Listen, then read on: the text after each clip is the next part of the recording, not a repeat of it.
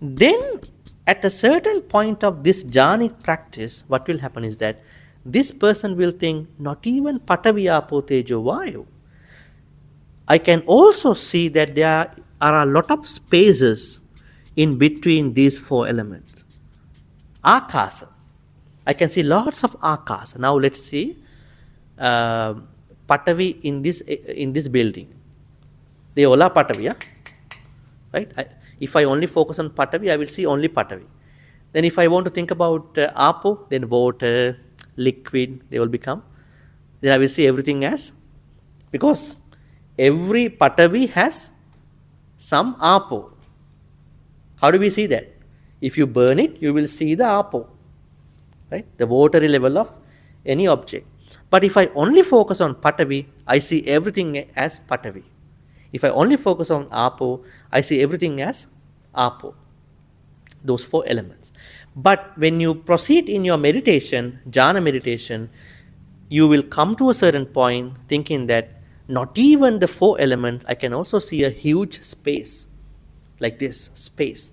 That means there is a lot of space. Meditating on that lot of space, I will attain Akasananchayatana jhana, arupa jhana.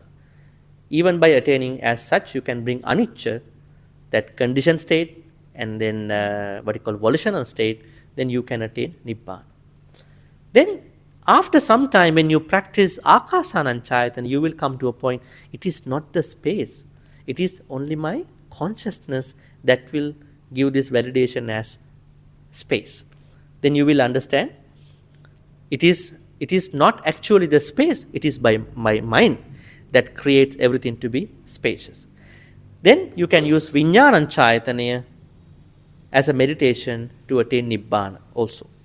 Finally, when you continue your meditation of Vijñānañcāyatanaya, you will find out what is Vijñāna. There is no Vijñāna and everything is empty. Akinchanya. You practice on emptiness and then you bring anicca to your emptiness, you can attain Nibbana. Make sense?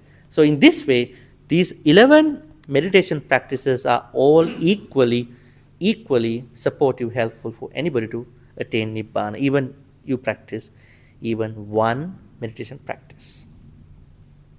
And then finally, there is an interesting statement made by this man, Dasama. Let's see that statement. Huh? When Venerable Ananda had spoken, the householder Dasama of Attakanagar is the city, he came from there, said to Bhante Ananda, Venerable Ananda, just as if a man seeking one entrance to a hidden treasure.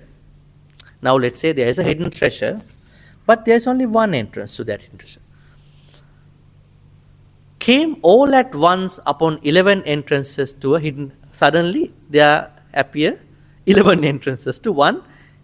He originally thought there is only one entrance, but now there are one door, now there are 11 doors. Now what is the hidden treasure? Nibbana.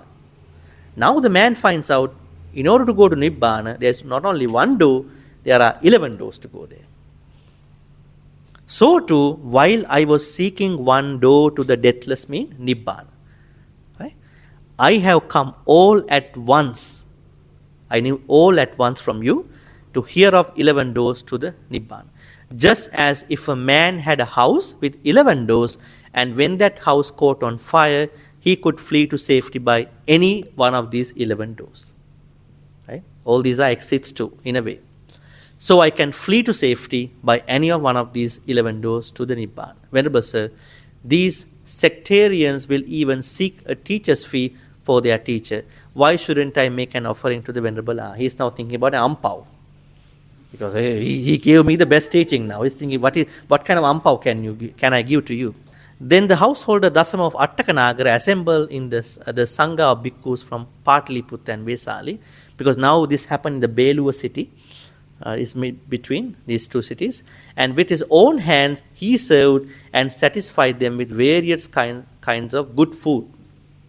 He presented a pair of clothes to each bhikkhu and presented the triple robe to the Venerable Ananda, and he had a dwelling worth 500 built for the Venerable Ananda. Right? This was how, where we come from. Yes. So this was how it was ended. All right. Any questions about this sutta's idea. Now let me recap in a simple way. Initially, people think there is only one way to attain Nibbana, but there are 11 ways to attain Nibbana. Even some of the Hindu practices at the time of the Buddha, they can be individually used with anicca to attain Nibbana. So we are dispelling the misunderstanding that is around in many places, that you have to practice lot of jhanas to attain Nibbana, which is a misconception in Buddhism. People who do that haven't read these precious suttas. They take things from the commentaries, Pali commentaries, or Visuddhimagga. Visuddhimagga is the only book that emphasizes individual jhanas and jhana.